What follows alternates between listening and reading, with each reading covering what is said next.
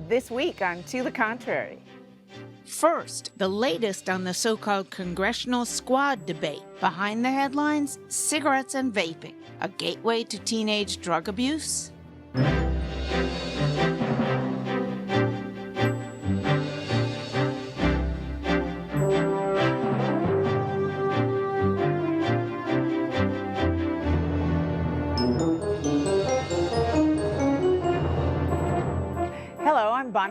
Welcome to the Contrary, a discussion of news and social trends from diverse perspectives. Up first, the latest on the squad.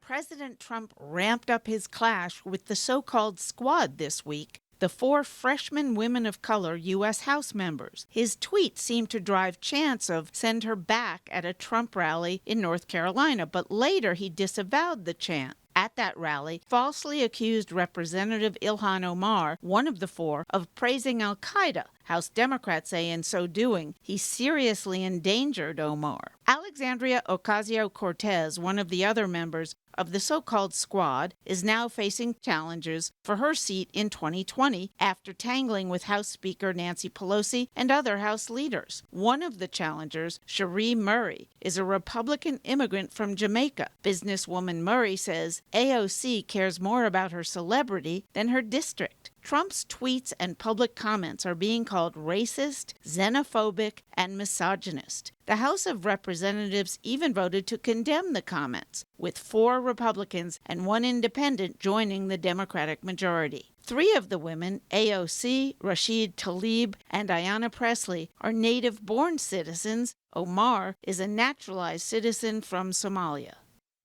So what do you think is drawing the attacks from President Trump? Is it their gender or their race? Well, you know, I think sometimes we can't separate them, but what's really clear is that the president has decided that he's going to run his 2016 playbook in 2020, and that's why he's attacking these women, and it's on their race and it's on their ethnicity. It has nothing to do with race, ethnicity, or gender. It has to do with their hearts, and their hearts have not appeared to be in the best interests of the country. You know, I've had people say to me, oh, you know, they're pro-America. I really have looked for statements where they have supported the country. They're few and far between. Well, the trolling or troller president loves to insult absolutely everybody. He's definitely diminishing the office of the president, but we know that his base feel passionate when he insults women, lock her up, or minorities, send them back to their country. I'm sorry, I'm trying not to laugh. It's because they're communists. I mean, Justice Democrats have promised to implode the Democratic Party from within, and those 4 women are members of the Justice Democrats who are socialist, Democrat socialist / communist. That's what they are. And at the end of the day, there are 34 other women who were elected. Ocasio-Cortez has said that she's a Democratic socialist. Bernie Sanders, of course. But I don't know that they're all part of that group. They are, no. Yeah. And they're so at the end of the day, there were 34 other women who were elected to Congress this year. There are 20 other people of color elected. They're not the only 4. And they get well, this is the Republicans trying to bring us back to the Cold War. The fact that we live in a country, we have freedom of expression and exploring political ideas, and what they're doing is trying to address the issues of inequities in this country, in terms of wages, in terms of health care. I mean, Ocasio-Cortez and Tlaib, they're all very articulate and thoughtful about those issues, and that's what they feel passionate about, and they also feel passionate against fighting against racism, which is what we see coming out of the presidency and personally President Trump in the outrageous I got to tell you, why would Democrats embrace the label socialist? I mean, is there anybody in this country? Yeah. Wait. Okay. Why would anyone in this country want to live in Russia, thinking it was a better place? Or Venezuela. Well, first of all, only one person among those 4 and among Democrats has embraced the term democratic socialist. And I think to conflate socialism and communism, they're completely different systems, but never mind that. What is really clear is that the president has decided, and the Republican Party has decided, that they want to engage in both race baiting and red baiting in this campaign in order to win an election. And I think it's actually going to turn off those suburban, college-educated white women voters who turned in 2018, and it's going to unify the Democratic Party behind an agenda that is inclusive of all people. But actually, a lot of experts, Republicans, are saying this has virtually nothing to do with the women or the fact that they're of color, and more to do about ginning up the base. His base has been a little bored recently, and it's been like a month of things. It's not theatrics. Issue after issue of trying to get the red meat eaters out there saying, yeah, let's throw out the immigrants. It's not just about his base. It's about people in this country that are really sick and tired of listening to the Democrats tear this country down and tear the president down. He could say the sky is blue, and they would say, oh, see, he's eliminating all the other colors of the rainbow. He's a racist. But there are a lot of people who think he's the one tearing the country down. No, it's the way the media covers it, and the Democrats make everything into kind of patriot. racism. Wait.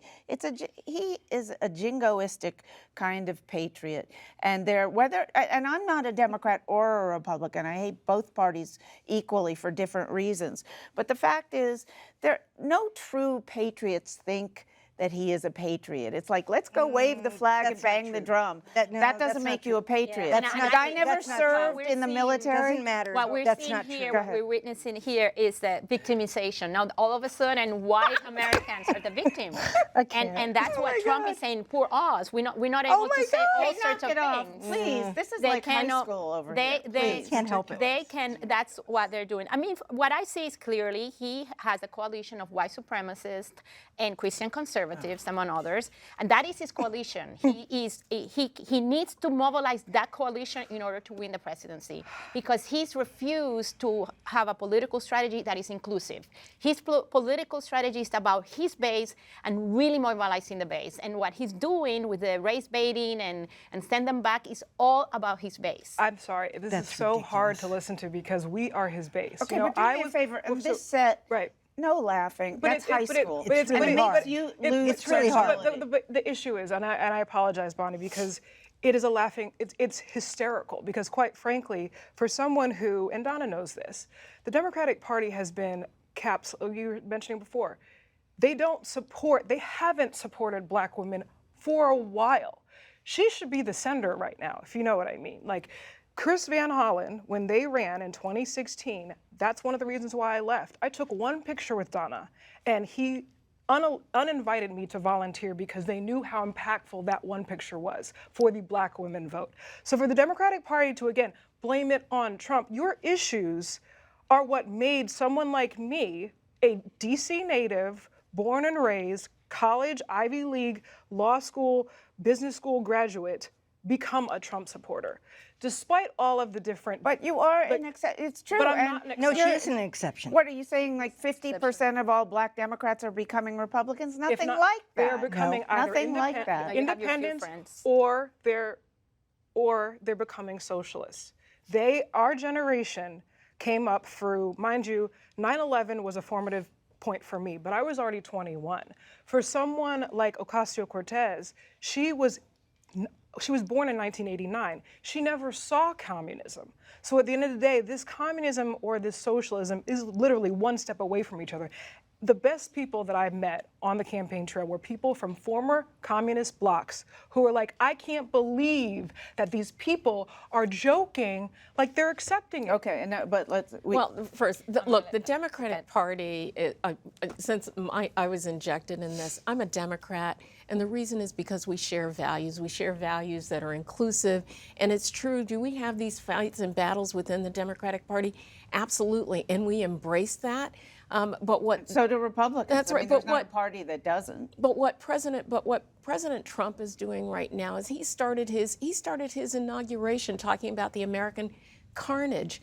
He's the one who's tearing this country apart. He's the one who's injecting race in a way that is so divisive in the country. And I think that you can't be a president who is supposed to unify people with the kind of language that he uses, the attacks on women, the attacks on these women of color. It's unacceptable in the presidency. What about their disrespect of the House Speaker? Let's get to Look, that issue. I wrote that I think it's tough to come into a Congress when you've beaten these long-term incumbents and there's some animosity and stuff. And so I do think that they need to step back from that. I don't think the accusations about her that she was somehow not supportive of women of color is an accurate one. And so language really does matter. She has a lot to gain from them and their sort of national voice, and they have a lot to learn from her as well. And I hope that they are able to sit down and bring the Democratic Party to some unity. I saw a poll of AOC in March. She had, first of all, her district's about 49% Hispanic, so she certainly got, at least half the district on her side to begin with.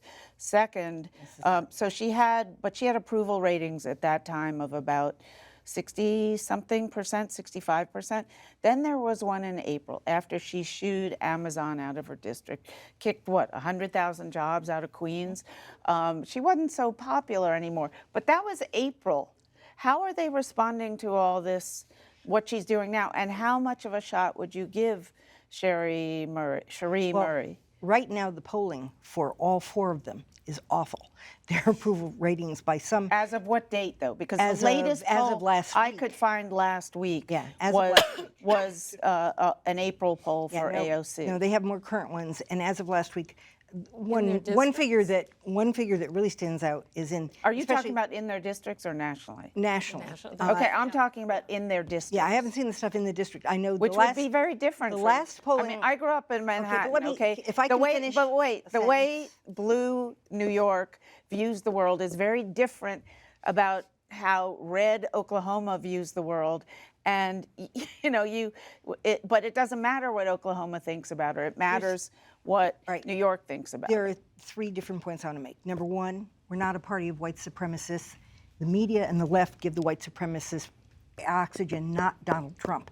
So stop it, or I'm going to start saying Democrats are all communists, because that's the equivalent attack. So that's number one, and that really does make me angry when they try to wrap us in that. But let's get back to Cherie Murray. All right, How much of a in terms chance? of how much of a And chance, it's a very also blue a district. white guy who they jumped are in. very angry at her over shooing away the jobs because it directly impacted, and they don't like the fact that she doesn't spend time on their issues. She spends time on getting herself on Instagram and on media and on talk shows. It's all about her. So the polling that I've seen, her approval rating was down as low as 25%. Omar's in swing districts. Again, you're talking nationally. No, actually, this was in her district. In her district, right okay. after Amazon had gone down. Okay. Nationally, I think it's like down to 22% or something like that. I will say this for Omar, in the swing districts, which Republicans are looking at, Omar's polling is 9%. I mean, Trump, when he called them out, he understood they are not popular, and they're not popular because they're seen as being really anti-American. Last word. Ocasio-Cortez is a hero in the Latino community. We think she's brilliant, we think she's substantive, and the loss of Amazon in New York City was not just her doing. There were a lot of forces that pulled them out. And also among young women and men. Yeah, and when you see her in hearings, she is brilliant. She cares about her job, and you may want to say, and I hear Republicans, because I debate Republicans in many other settings, always saying that she's dumb and she's stupid and she's self-centered, but that is not what her constituency see, because they see her working very hard for their interests. So I think her reelection is very likely. All right, let us know what you think. Please follow me on Twitter @BonnieUrbay or @ToTheContrary. Behind the headlines, smoking and cigarettes as gateway drugs for teens. Most parents don't know that cigarettes are a gateway drug, which opens the door to abuse of harder substances. Even more importantly, it's becoming increasingly clear that vaping, now much more popular among teens than smoking tobacco, is more addictive and a more effective gateway drug. I started using when I was a freshman in high school. It was offered to me by my best friend. I trusted her. She was a varsity athlete, so I thought, she's healthy. Of course, it's not going to be something bad she's offering me. It was a Captain Crunch flavored, and Captain Crunch is my favorite cereal. So I started using e-cigarettes, and at one point got my own and became addicted. And when I was 16 years old, I quit using. Maddie Langer was one of the lucky ones, able to kick the vaping habit as well as another substance. But teen smoking, the scourge of most parents of teens, has been replaced by a much more potent enemy, teen vaping. Each cartridge for the vaping device contains as much nicotine as a whole pack of cigarettes, but it's flavored like candy, so kids think it's safe to smoke the whole thing. The concern about e-cigarettes is that kids who would never use cigarettes think e-cigarettes are cool. As a direct result, between 2017 and 2018, we saw such a meteoric rise in e-cigarettes that today there are more kids using nicotine products than there were 10 years ago. When you add e-cigarettes to the number of kids who are using cigarettes and the smaller number of kids who use cigars, the total number of kids today using nicotine-based products is around 27%. That is a dramatic rise from just 2 years ago. According to the government's 2016 National Household Survey on Drug Abuse, years of marketing aimed at preventing or stopping kids from smoking was very effective. The dramatic decline in cigarette use is a direct result of government policies and marketing, increasing the price of tobacco products, decreasing the places where people can smoke indoors, so smoking is no longer a social norm, eliminating the images that tobacco companies use to make it attractive to young people, solid, strong public education campaigns so kids not only understand the risk of smoking, but they understand the extent to which the tobacco companies were manipulating them to smoke. So what we see is a drop in smoking among kids that is actually greater than a change in behavior of other products. Fact-based marketing had cut the rate of child smoking to single digits, but the household survey also made clear the connection between nicotine and other drugs. It showed 2/3 of all Americans who had ever smoked were 7 times more likely to have tried marijuana and cocaine. They were also 14 times more likely to have tried crack and 16 times more likely to have tried heroin. Vaping is only 4 years old. There are no data yet on whether it's a gateway drug, but it certainly appears to be so. So that's the way that nicotine acts as a gateway drug, by increasing the rewarding, the pleasurable responses that you get from the drug, but also by facilitating the changes in the brain that will lead you to loss of control. Since there has been no public education campaign against vaping, people, especially teens, don't yet know how much stronger it is than plain tobacco cigarettes. We have already seen evidence, actually, of toxicity associated from people just taking one of these vaping devices and consuming it as if it were a cigarette. And that ends them up in the emergency department. So you are delivering very, very effectively very high doses of nicotine. The Food and Drug Administration has the power to regulate vaping marketing just as it does for cigarette sales, but it postponed reviewing the products for several years. Advocacy groups, including the Campaign for Tobacco-Free Kids, sued the agency, saying it had shirked its legal duty, and a federal court agreed in May. Vaping company JUUL Labs claims not to, but markets to kids using social media. Maddie Langer says kids need alternative sources of information. A lot of kids in 2016 took a survey and they didn't know that a lot of the e-cigarettes that they were using had nicotine even in them. And so I think there's just a lot of misinformation that we need to correct with educators and parents and youth. So Patricia, you work, of course, for the campaign, and it's amazing to me that the FDA had complete power because of the regulation of ads that it had one long ago for regulating tobacco, that it could have regulated these ads pretty much out of existence, or certainly changed them so much that they would have been much less effective than they are, and just sat there and did nothing. What is wrong with this agency? Yeah, it's a terrible situation, as the segment was saying. Last year, kids consuming e-cigarettes went up to 78%. 3.6 million kids are smoking and consuming these products. The most popular is JUUL, which is like a USB that is smoked with a pod that contains concentrated nicotine that is equivalent of a whole pack of cigarettes. And the reason why they're so popular is because they use flavor. I didn't know this. I learned that you could have 15,000 different flavors. Imagine that. And the kids actually, surveys have showed that they believe that they're not smoking nicotine, that they're smoking fruits, that they're smoking the flavors. And that's the reason why my organization, the Campaign for Tobacco-Free Kids, leading position is to ban the use of flavors for these products. But let's get back to the FDA and inaction. They lost a court suit recently. They were sued by the campaign and other anti-smoking American Cancer groups. Society, American Lung Society, and American Heart Association. Are they going to start regulating now? It was in the First Circuit, and the ruling was that the FDA has to speed up the regulation of this product. The FDA is not appealing the decision so far, so we believe that they're going to try to comply.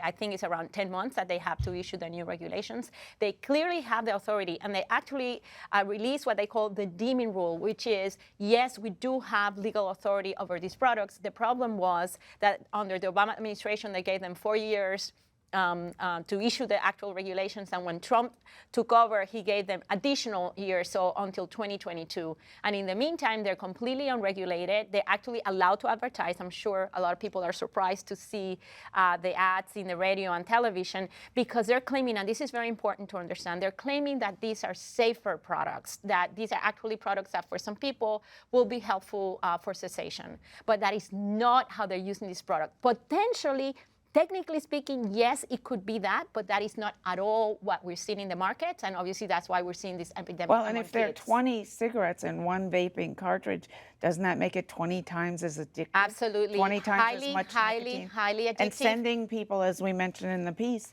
to the hospital because these people think they're smoking one cigarette and they're smoking 20 cigarettes. You work a lot with government agencies. Is there any out there as ineffective as this one? Well, I'd say on this, they are behind the curve where they need to be. And when Trump is reelected in 2020, if they can stop calling him a racist long enough, I think this is something you could actually get his support on. The man doesn't drink, doesn't smoke, doesn't believe in putting foreign substances like that in his body. You probably could work a bridge to get more regulation, but you really have to stop calling him names long enough. Okay, let's switch topics here and get back to the vaping. Go ahead. Well, look, I think that this is an industry that has been allowed to have free reign, and where it's different is that it's really an industry that's also targeting teenagers, and you look at the numbers, and teen smoking had come down, and now it's like, up through the roof with these e-cigarettes. And I think that the industry figured out that they had a whole new marketplace and consumer base to go at, and they did, and that they could do it without anyone providing any kind of checks. And I'd love to see some more congressional oversight to look at what the breakdown was so that it doesn't happen. But I have a question, if I really quickly could ask. Who are the social influencers that are doing the vaping that is making it so cool for the kids? Yeah, well, I think that's the social media, and I think the influencers, you're probably right, but I think it's a product itself is highly addictive. It's also very easy to hide. Sorry. Because it's not a product that adults are familiar with, and you can actually smoke it. What they do, in actually the JUUL company is the most famous and most popular one is JUUL, have this clothing line that you can pull the JUUL inside your jacket, and you can consume it like this. You can even be in class, and the teacher will not know that what you're doing. So but wait a minute, I've seen them exhale. They exhale they're different like kinds of e-cigarettes. E-cigarettes is a very different kind of product. So yes, most of the e-cigarettes that you see have the cloud, what they call vaping, although I call that smoke because it's called aerosol because it has chemicals. But JUUL itself is a different product, and there's less release of the smoke. That's the one that is the most pernicious. Well, I think it's just another example of mind alteration. I mean, children, kids, adults, or what have you, unfortunately, we're an addictive society. And that, unfortunately, if you aren't abstaining and you're not watching what you consume, this is just the last tool. And who are the lobbyists that have really protected this industry from oversight for so long? That's my question. So do we have unity on the panel? Can I say something to There Ann? might be. Go ahead. Can I say something to Ann that we're not seeing that much opposition from the FDA? I am really hopeful because we do agree with you that Trump doesn't drink, doesn't smoke. Right. Well, and you that see, he extended the authority. Well, so. he extended the authority, but now as everything goes accordingly, they're not going to appeal it, and they're going to let it be regulated. So yes, let's admit that this could potentially be an issue in which we can see good outcome from from the We'll Trump get your vote administration. Okay. Donna. Look, I mean, a good thing that we can agree on that. I mean, the fact is that the FDA, people argue that on a whole range of things that they just take too long to come to their decision making. And so even though they still have the extended time period, if they are able to speed up the regulation, this is an industry that we can get control of. All right, and go with all good speed. That's it for this edition. Please follow me on Twitter and visit our website, pbs.org/to-the-contrary. And whether you agree or think to the contrary, see you next week.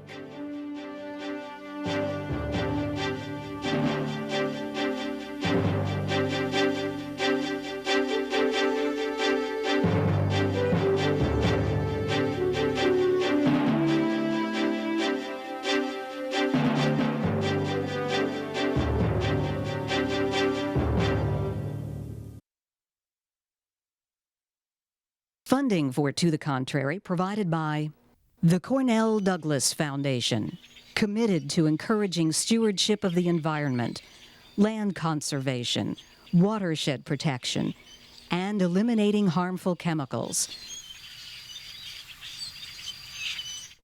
Additional funding provided by the Wallace Genetic Foundation, the Colcom Foundation, and the Charles A. Freoff Foundation. For a transcript or to see an online version of this episode of To the Contrary, please visit our PBS website at pbs.org/To the Contrary. Be more. PBS.